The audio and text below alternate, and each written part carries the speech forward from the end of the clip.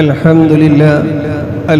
لله نحمده ونستعينه ونستغفره ونؤمن به ونتوكل عليه ونعوذ بالله من شرور أنفسنا ومن سيئات أعمالنا من يهده الله فلا مضل له ومن يضلله فلا هادي له ونشهد أن لا إله إلا الله وحده لا شريك له ونشهد أن سيدنا ومولانا محمدا عبده ورسوله أرسله بالحق بشيرا ونذيرا وداعيا إلى الله بإذنه وسراجا منيرا وصلى الله تعالى عليه وعلى آله وصحابه وبارك وسلم تسليما كثيرا كثيرا أما بعد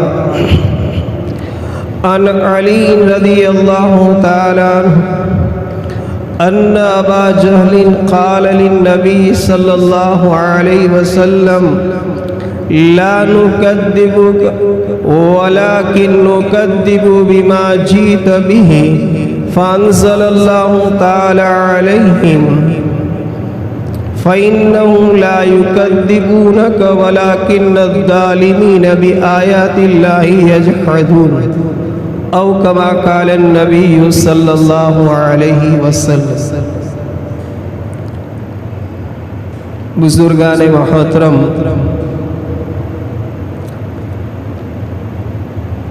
اس وقت آپ حضرات کی خدمت میں جو حدیث پاک پڑھی ہے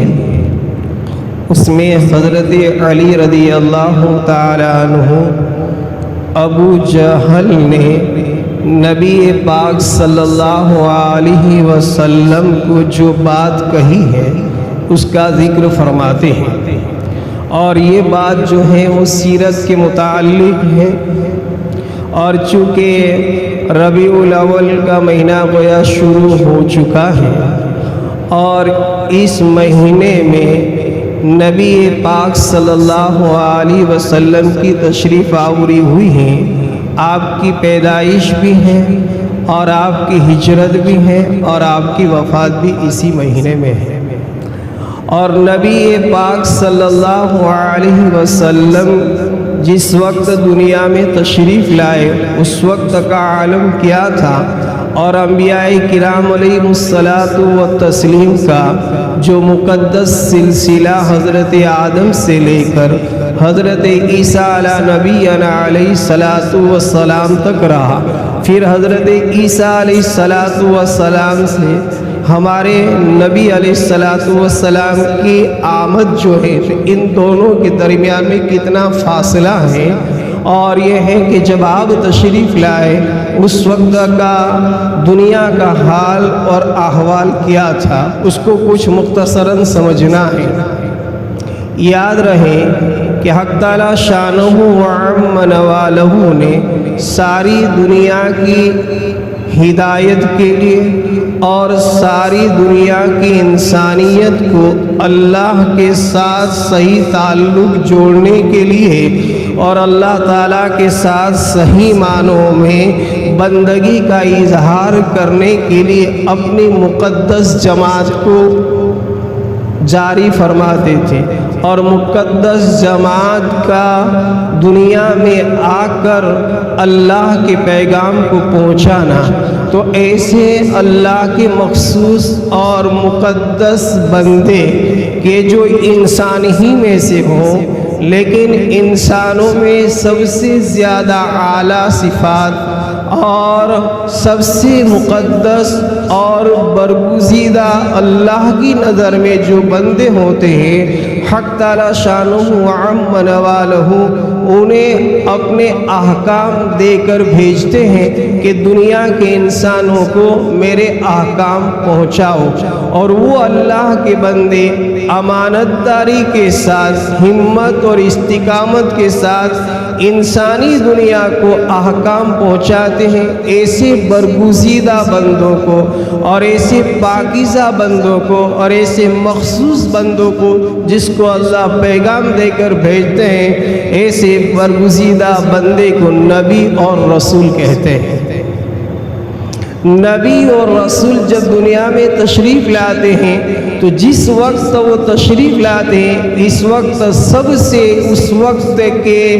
انسانوں میں اعلیٰ صفات کے اور پاکیزہ صفات کے مالک ہوتے ہیں۔ حضرت آدم علیہ السلام سے لے کر ہمارے نبی پاک صلی اللہ علیہ وسلم تک جتنے انبیاء کرام آئے، ان تمام انبیاء کرام علیہ السلام اللہ کے بندوں کو اللہ کے ساتھ جوڑنے کے لیے تشریف لاتے تھے، اللہ کے ساتھ تعلق پیدا کرنے کے لیے تشریف لاتے تھے، اور جس زمانے میں جو نبی آتا تھا وہ نبی اس زمانے کے لوگوں کے لیے اور اس زمانے کے انسانوں کے لیے نمونہ اور آئیڈیل تھا کہ نبی کی زندگی کو دیکھ کر، نبی کے فرامین کو سن کر، نبی کے حالات کو دیکھ کر انسان نبی کے طریقے پر چلے، اور جو نبی جس زمانے میں آتا تھا اس زمانے کے لیے یقیناً وہ نمونہ اور اسوہ ہوتے تھے،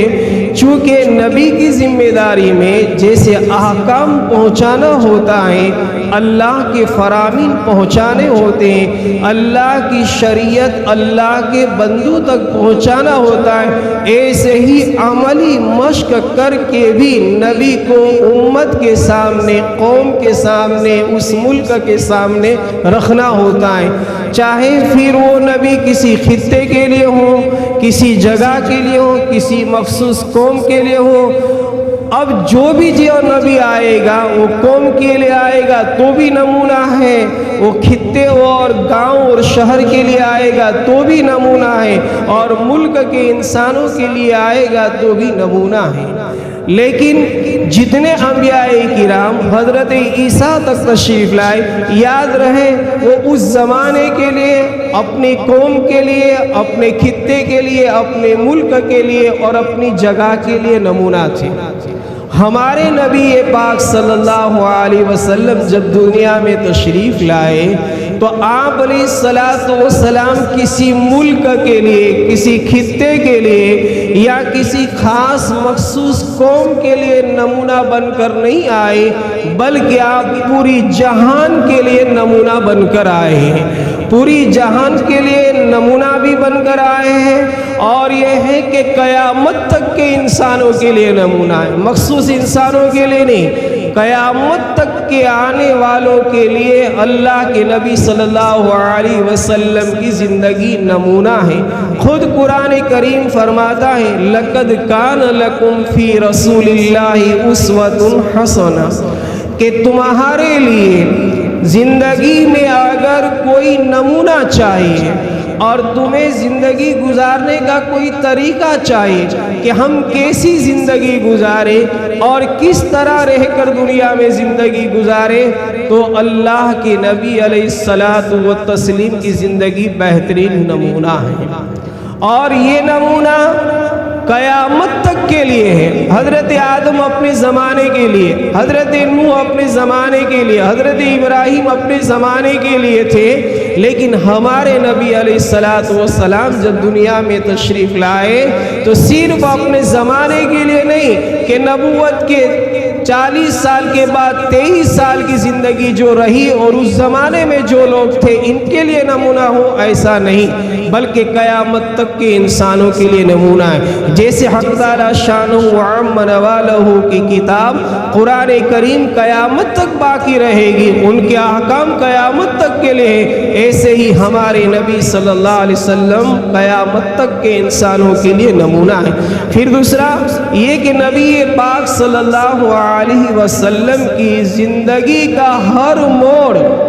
اور ہر وقت اور ہر گھڑی اور ہر حالت یہ دنیا میں انسان جس پوزیشن میں بھی ہو، جس طبقے میں بھی زندگی گزارتا ہو، جس شعبے میں بھی زندگی گزارتا ہو، وہ شعبے کے لیے، وہ طبقے کے لیے، وہ گھڑی کے لیے آپ نمونہ ہیں۔ گویا آپ علیہ السلام نے مہد سے لے کر لحد تک تمام انسانوں کو جو دنیا میں ضرورت پڑتی ہے، یہ تمام کے تمام احکام پہنچائے، اور تمام طبقوں کے لیے، کسی ایک طبقے کے لیے نہیں، چاہے وہ زمانہ یتیمی کا ہو، چاہے وہ زمانہ بچپنے کا ہو، چاہے وہ زمانہ جوانی کا ہو، یا چاہے وہ زمانہ کوئی بھی ہو، نبی پاک صلی اللہ علیہ وسلم کی سیرت اور نبی پاک صلی اللہ علیہ وسلم کی زندگی ہر موڑ کے لیے، ہر وقت کے لیے نمونہ ہے۔ اگر یتیمی کی حالت میں کوئی زندگی گزار رہے ہیں اور یتیم ہیں تو نبی پاک صلی اللہ علیہ وسلم در یتیم تھے، تو آپ کی زندگی کو اور آپ کی سیرت کو دیکھا جائے، یتیمی کی حالت میں کیسے زندگی گزاری، کس طرح آپ رہتے تھے، تو یتیم لوگوں کے لیے بھی آپ کی زندگی اور آپ کی سیرت نمونہ ہے۔ اگر آپ بچے تھے، حضرت حلیمہ سعدیہ کا دودھ پیتے تھے، تو دودھ پینے کی حالت میں نبی پاک صلی اللہ علیہ وسلم نے کیسی مقدس عدل و انصاف والی زندگی گزاری، یہ بھی نمونہ۔ اور اگر جوانی کے عالم میں جو جوان رہتے ہیں، تو آپ صلی اللہ علیہ وسلم کی مقدس بے داغ پاکیزہ زندگی جوانوں کے لیے بھی نمونہ ہے۔ اور اگر کوئی تاجر ہے اور تجارت کے طبقے میں اپنی زندگی گزارتا ہے، تو مکہ المکرمہ سے لے کر ملک شام تک تجارت کرنے والے نبی پاک صلی اللہ علیہ وسلم کی امانت داری والی، صداقت والی، دیانت والی، اخلاق حسنہ والی زندگی ان تاجروں کے لیے بھی نمونہ ہے۔ اور اگر کوئی مزدور طبقہ ہے اور مزدوری کرتا ہے، تو وادی بوتا اور مکہ المکرمہ کی سنگلاگ جنگلوں میں اور پہاڑوں کی زندگی میں بکریاں نبی پاک صلی اللہ علیہ وسلم چرایا کرتے تھے، تو ان چرواہوں کے لیے، ان مزدوروں کے لیے، ان ہاتھوں سے محنت کرنے والے انسانوں کے لیے، ان کاشتکاروں کے لیے بھی اللہ کی زندگی کی سیرت اور اللہ کے رسول صلی اللہ علیہ وسلم کی زندگی نمونہ ہے۔ ان کاشتکاروں کے لیے، ان مزدوروں کے لیے، ان چرواہوں کے لیے۔ اور اگر کوئی شوہر ہے، خاوند ہے، تو حضرت خدیجۃ الکبریٰ اور ماں عائشہ اور ازواج مطہرات رضی اللہ تعالیٰ عنہم اجمعین کی زندگی نمونہ تھی کہ شوہر ہیں تو آپ نے کیسی زندگی گزاری ہے، عدل و انصاف آپ نے کیسے قائم کیا ہے۔ اور اگر عزیز دوستو سپہ سالار اور کمانڈر ہونے کی حالت میں، ملک کا سربراہ ہونے کی حالت میں اگر کسی کو زندگی گزارنا ہے، تو بدر اور حنین کے سپہ سالار اور کمانڈر کی زندگی دیکھی جائے کہ آپ نے کیسی زندگی گزاری۔ اور جنگ کے موقع پر اگر شکست کھا گئے ہیں یا جنگ کے موقع پر اگر فتح پائی ہے، تو بھی آپ کی زندگی نمونہ ہے۔ غزوہ بدر کو دیکھیں، فتح پائی، غزوہ احد کو دیکھیں، شکست کھائی۔ تو جب شکست اور ہار ہوئی، تب بھی آپ کی زندگی ہمت و استقلال اور صبر والی تھی، وہ کیسے آپ نے گزاری، وہ بھی زندگی نمونہ ہے۔ فتح مکہ کے بعد آپ فاتحانہ مکہ میں داخل ہو رہے ہیں، اور فاتح ہو کر داخل ہیں، تو آپ صلی اللہ علیہ وسلم فتح ہونے کے بعد کی زندگی کیسی تھی، وہ بھی نمونہ ہے۔ اگر استاد اور شاگرد ہیں، تو اگر شاگرد ہے تو جبرائیل امین کے سامنے جب نبی پاک صلی اللہ علیہ وسلم بیٹھے تھے، اسٹوڈنٹ کو اور طالب علم کو اور شاگرد کو کیسے بیٹھنا چاہیے، یہ بھی نمونہ۔ اگر استاذ ہیں، معلم ہیں، تو دار ارقم میں بیت اللہ شریف میں پڑھانے والے محمد کی زندگی ان کے لیے بھی نمونہ ہے۔ اور اصحاب صفہ، صحابہ کرام کو مسجد نبوی میں پڑھانے والے پیارے آقا صلی اللہ علیہ وسلم کی زندگی بھی نمونہ ہے۔ غرض ہر طبقے میں، ہر حال میں، ہر وقت کے لیے انسانوں کو اگر نمونہ چاہیے، آئیڈیل چاہیے کہ مجھے کیسی زندگی گزارنی چاہیے، اور مجھے دنیا میں کیسے رہنا چاہیے، تو عزیز دوستو پیارے آقا صلی اللہ علیہ وسلم کی زندگی ہر ایک کے لیے نمونہ ہے۔ شریعت جب آپ علیہ السلام پر نازل ہوئی، احکام خداوندی نازل ہوئے، اللہ نے آپ کو 40 سال کے بعد نبی بنایا، تو نبوت کے عالم میں جو پیغام آپ نے امت کو پہنچائے، تو جس نے پیغام پہنچائے ہیں، ان پیغام کو پہنچانے کے ساتھ اس احکام میں پیارے آقا صلی اللہ علیہ وسلم کی زندگی کیسی تھی، تو وہ بھی نمونہ۔ ایک مثال کے طور پر لے لیجئے نماز۔ پیارے آقا صلی اللہ علیہ وسلم نے امت کو نماز کا پیغام دیا، اور نماز کیسی ہونی چاہیے، اور دن رات میں کتنی پڑھنی چاہیے، اور نماز کی حالت میں اپنی کیفیت کیسی ہونی چاہیے، تو یہ پیارے آقا صلی اللہ علیہ وسلم نے اپنی زندگی میں نماز پڑھ کر بتلایا۔ اور صرف پڑھ کر بتلایا نہیں، بلکہ آپ نے نماز کو ایسی بنایا اور ایسی آپ نے وصیت فرمائی کہ نبوت کے بعد سے لے کر آپ کے جسم اقدس میں روح تھی، جان تھی، مرض الموت تھے،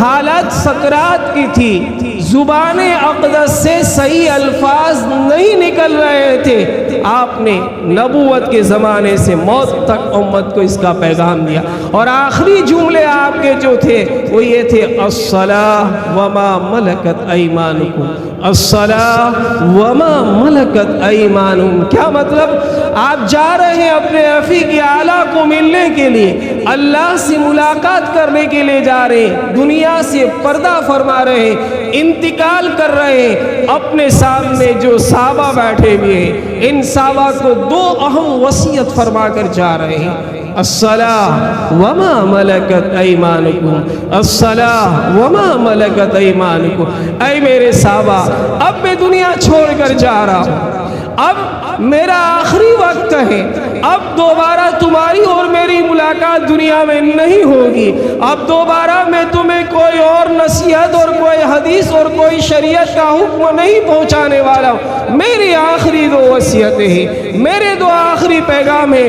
اس کو مضبوطی سے تھام لینا اور پکڑ لینا۔ ایک ہے میرے صحابہ الصلاۃ، کہ نماز کی پابندی کرتے رہنا، اس لیے کہ نماز دنیا کے بھی مسائل کا حل ہے اور آخرت کے مسائل کا بھی حل ہے۔ یہی نماز ہے کہ جو میری آنکھوں کی ٹھنڈک بھی بنے گی، اور اللہ پاک کے یہاں پر یہی نماز نجات کا ذریعہ بنے گی۔ آپ نے خاص کر کے نماز کے مطابق، اب نماز کیا تھی اور آپ نماز کیسی پڑھتے تھے اس کو دیکھیے۔ آپ نے ایک روایت میں یہ فرمایا، صلو کما رأیتمونی اصلی، اے میرے صحابہ صلو کما رأیتمونی اصلی، آپ اس طرح نماز پڑھو جس طرح میں نماز پڑھ رہا ہوں۔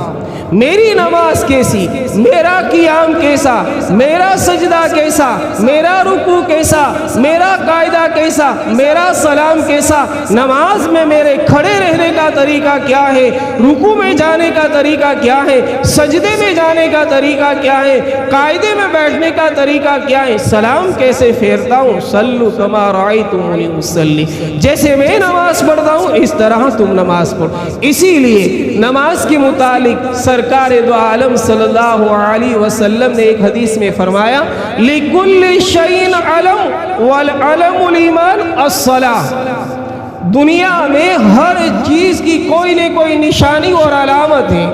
انسان کو پہچاننے کے لیے کوئی علامت ہوا کرتی ہے کہ یہ انسان کس طبقے سے تعلق رکھتا ہے۔ اسٹوڈنٹ کو پہچاننے کے لیے کوئی علامت اور نشانی ہوتی ہے کہ یہ اسٹوڈنٹ اور یہ طالب علم اور یہ ودیارتی کس اسکول کا پڑھنے والا ہے، کس اسکول کے اندر وہ آمد و رفت رکھتا ہے۔ کسی سیاسی طبقے کے لوگ ہیں تو ان کے لیے کوئی نشانی ہوتی ہے کہ یہ سیاسی لوگ کس طبقے سے تعلق رکھنے والے ہیں اور کس پارٹی سے تعلق رکھنے والے۔ ایسے ہی پیارے آقا صلی اللہ علیہ وسلم نے ارشاد فرمایا، مومن کی نشانی، ایمان والے کی نشانی، کہ اگر ایمان والوں کو دیکھنا ہے، مومن کو دیکھنا ہے، تو اس کے ایمان کی علامت اور اس کے مومن ہونے کی علامت اور اس کے مسلمان ہونے کی علامت نماز۔ اسی لیے بعض روایت میں آتا ہے کہ جو آدمی مسجد کی طرف آمد و رفت کرتا ہو اور مسجد میں آتا جاتا ہو تو تم ان کے ایمان پر اور ان کے اسلام پر ہونے کی شہادت دو اور گواہی دو کہ یہ مومن ہے، یہ مسلمان ہے اور یہ مسلم ہے۔ اس لیے کہ مسجد میں آنا یہ نماز کے لیے ہوا کرتا ہے، اور نماز وہی پڑھتا ہے جس کی زندگی میں ایمان ہوتا ہے۔ تو آپ نے فرمایا کہ ایمان کی نشانی ہمیں اپنے آپ کو پہچاننا ہے، ہمیں اپنے آپ کا تعارف کروانا ہے۔ تو آپ نے فرمایا کہ تمہارا تعارف اور تمہارا پہچاننا یہ ہے کہ تم نماز پڑھو۔ اسی لیے نماز کے متعلق ایک حدیث پاک میں آپ علیہ الصلوۃ والتسلیم نے ارشاد فرمایا کہ قیامت کے دن عبادات کی لائن سے، احکام کی لائن سے اگر سوال کیا جائے گا تو نہ روزے کا ہوگا، نہ حج کا ہوگا، نہ زکوٰۃ کا ہوگا، نہ دیگر اعمال کا ہوگا، بلکہ سب سے پہلے میدان محشر میں حاضری ہوگی اور قیامت میں اللہ کے سامنے کھڑا ہوگا۔ تو پیارے آقا صلی اللہ علیہ وسلم نے ارشاد فرمایا اول ما یحاسب به العبد یوم القیامہ الصلاۃ، کہ قیامت کے دن سب سے پہلے حساب اگر کیا جائے گا، سب سے پہلے اگر اعمال نامے کا پرچہ کھلے گا، دفتر کھلے گا، تو حق تعالی شانہ وعم نوالہ نماز کے بارے میں پوچھیں گی۔ دوسرا جملہ آپ نے فرمایا فَإِذَا صَلُحَتْ صَلُحَ سَائِرُ أَعْمَالِهِ وَإِذَا فَسَدَتْ فَسَدَتْ سَائِرُ أَعْمَالِهِ۔ اگر نماز صحیح نکل آئی اور نماز ٹھیک ٹھاک نکل آئی تو سمجھو کہ بقیہ اعمال بھی صحیح نکل آئیں گی، بقیہ احکام بھی صحیح نکل آئیں گے، بقیہ عبادتیں بھی صحیح نکل آئیں۔ اور اگر نماز ٹھیک نہیں نکل آئی، نماز میں گڑبڑی ہے، نماز میں پابندی نہیں ہے، تو عزیزو آپ نے فرمایا کہ اور اعمال بھی خراب ہوں گے، بقیہ اعمال بھی صحیح نہیں ہوں گے۔ یہ آپ نے فرمایا ہی نہیں صرف، بلکہ آپ نے پوری زندگی اس پر عمل کرتے ہوئے بتلا دیا امت کو کہ میں کیسی نماز پڑھتا ہوں۔ ہمارے لیے تو اللہ کے نبی نے 5 وقت کی نماز بتلائی، ہم پر 5 نمازیں ہی صرف فرض، اور 5 نمازیں پڑھ لی ہم نے، فرائض ادا کر لیے، ہم چھٹے، یعنی اور نمازیں نہیں۔ اور آپ کی زندگی میں نمازوں کو دیکھا جائے، آپ کی سیرت کو دیکھا جائے، آپ کے طریقوں کو دیکھا جائے تو آپ دن رات میں 8 مرتبہ یا 9 مرتبہ نماز پڑھتے تھے۔ امت کو تخفیف کے لیے صرف اور صرف 5 نمازیں کہیں، اور آپ دن رات میں 8 مرتبہ، اور آپ کی نماز بھی کیسی؟ آپ فجر کی نماز پڑھتے، جیسے ہی سورج طلوع ہوتا 10 منٹ 5 منٹ ہو جاتی آپ اشراق کی نماز پڑھتی، اشراق کے بعد 1-2 گھنٹہ اور ہو جاتا تھا، 9-10 بج جاتے آپ چاشت کی نماز پڑھتے، پھر ظہر پڑھتے، پھر عصر پڑھتے، مغرب پڑھی، مغرب کے بعد اوابین، عشاء پڑھی، عشاء کے بعد رات کی نماز، تہجد کی نماز۔ ہمارے لیے 5 نمازیں، اور کہہ دیا کہ یہ نمازیں تم نے پڑھ لی تمہارے لیے کافی ہے، نجات ہو جائے گی، برہان ہو جائے گی، دلیل بن جائے گی، اور قیامت کے دن پل صراط پر تمہارے لیے نور اور روشنی ہوگا، اور تم خوش خرم ہنستے ہوئے جنت میں داخل ہو جاؤ گے۔ بلکہ آپ نے یوں فرمایا اگر مجھے تم آرام پہنچانا چاہتے ہو، مجھے خوش کرنا چاہتے ہو، تو آپ نے ایک حدیث میں فرمایا الصلاۃ قرۃ عینی، نماز میری آنکھوں کی ٹھنڈک ہے۔ نبی کے عشق کا دعویٰ ہو، نبی کی محبت کا دعویٰ ہو، نبی کے نقش قدم پر چلنے کا دعویٰ ہو، ماہ مقدس میں ماہ ربیع الاول میں سیرت النبی کو سنتے ہو، تو آپ صلی اللہ علیہ وسلم نے فرمایا اے میرے امتیوں، اگر مجھے تم آرام پہنچانا چاہتے ہو، مجھے سکون پہنچانا چاہتے ہو، مجھے اطمینان پہنچانا چاہتے ہو، اور مجھ سے محبت کرنا چاہتے ہو، تو اے میرے امتیوں الصلاۃ قرۃ عینی، نماز میری آنکھوں کی ٹھنڈک ہے۔ اگر تم نماز پڑھو گے تو میرے دل کو ٹھنڈک پہنچے گی، میری آنکھ کو ٹھنڈک پہنچے گی، میرے جسم کو ٹھنڈک پہنچے گی، مجھے راحت ہوگی۔ الغرض آپ نے ہمیں 5 نمازیں بتائی، اور آپ کتنی نماز پڑھتے تھے؟ 8 یا 9 مرتبہ۔ اور آپ کی نماز کیسی ہوتی تھی؟ ہماری طرح نہیں کہ 5 منٹ میں ہماری 4 فرائض بھی پورے، 2 فرائض۔ اگر کسی کو امام صاحب نے لمبے اور طویل قیام کر دیا اور 7 یا 10 منٹ 4 رکعت والی میں ہو گئی یا فجر کی نماز میں ہو گئی تو ہمارا حال کیا ہوتا ہے؟ پیچھے ہم کیا کرتے ہیں؟ اور پھر اگر امام کا یہی رویہ ہے کہ وہ لمبی قرات کرتا ہے، لمبی رکعتیں پڑھتا ہے، تو ہم اس مسجد سے ہٹ جاتے ہیں، دوسری مسجد میں چلے جاتے اور کہتے ہیں کہ اس جگہ پر وہ امام بہت طویل نماز پڑھاتا ہے، ہم تھک جاتے ہیں اور بور ہو جاتے ہیں، مسجد چھوڑ دیتے ہیں۔ پیارے آقا صلی اللہ علیہ وسلم کی نماز کیسی تھی؟ حضرت مغیرہ فرماتے ہیں کہ نبی پاک صلی اللہ علیہ وسلم جب نماز پڑھتے آپ کے پاؤں مبارک پر ورم آ جاتا، آپ کے پاؤں مبارک پر سوجن آ جاتی تھی اور سوج کر بڑے بڑے ہو جاتے تھے اور ورم ہو جاتا۔ آپ سے کہا جاتا لِمَ تَصْنَعُ يَا محمد قَدْ غُفِرَ لَكَ مَا تَقَدَّمَ مِن ذَنبِكَ وَمَا، اے محمد صلی اللہ علیہ وسلم، اے اللہ کے نبی، اے پیارے رسول، آپ اتنی کیوں تکلیف اٹھاتے ہیں؟ آپ اتنی لمبی کیوں نماز پڑھتے ہیں؟ اتنا لمبا قیام کیوں کرتے ہیں؟ آپ کے قدمین مبارکین سوج جاتے، ورم آ جاتا ہے، حالانکہ اللہ تعالیٰ نے تو آپ کے اگلے گناہ بھی معاف کر دیے اور پچھلے گناہ بھی معاف کر دیے۔ آپ تو گناہوں سے معصوم ہیں، آپ کی زندگی پر کوئی داغ نہیں ہے، کوئی گناہ نہیں ہے، آپ کی زندگی مقدس پاک طاہر ہے۔ لِمَ تَصْنَعُ هَذَا، آپ ایسا کیوں کرتے ہیں؟ آپ فرماتے افلا اکون عبدا شکورا، اے میرے صحابہ، کیا میں اللہ کا شکر گزار بندہ نہ بنا؟ تو عزیز دوستو، نماز ایک نمونہ تھی، انشاءاللہ بقیہ آگے کہیں گے۔ اللہ رب العالمین ہمیں صحیح معنوں میں آپ کی سیرت پر عمل کرنے کی توفیق نصیب فرمائے۔